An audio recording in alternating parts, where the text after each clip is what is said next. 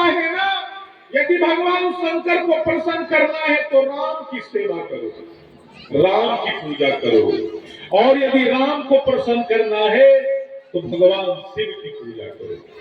भगवान कहते जिनकी भक्ति का दान मैंने अगस्त ऋषि को किया, यही मेरे इष्ट देवता राम है। सती मानने के लिए तैयार नहीं।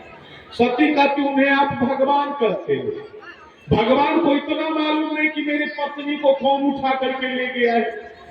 भगवान ऐसे होते हैं। अरे भगवान कई वृक्षों से पूछा करते हैं कि तूने मेरे पत्नी सीता को देखा है क्या? जो ब्रह्म होते हैं ऐसे रुदन किया करते हैं, ऐसे दर दर भटकते हैं, पर ऐसे होते हैं क्या? सती मानने के लिए तैयार नहीं।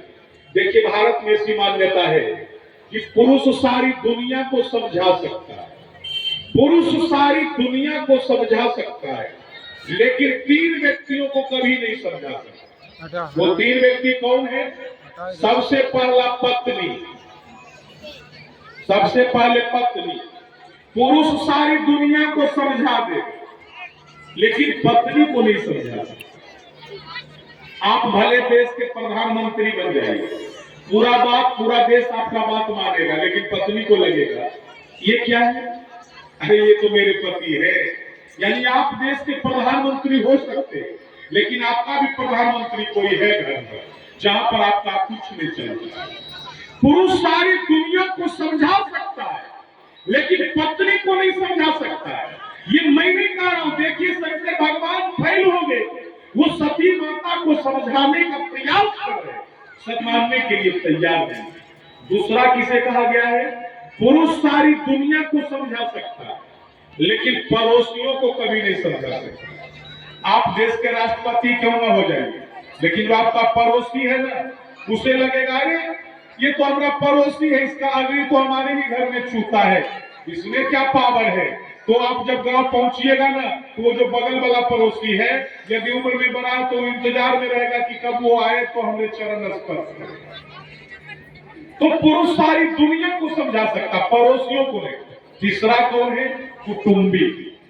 पुरुष सारी दुनिया को समझा दे, भले आप बिहार के चीफ मिनिस्टर बन जाइए, लेकिन कोई आदमी अपने कुटुंबी को नहीं समझा सकता, क्योंकि उसे लगेगा ये भले बिहार का मुख्यमंत्री होगा, लेकिन ये तो मेरा रिश्ते में साला है, ये तो रिश्ते में बहनोई है।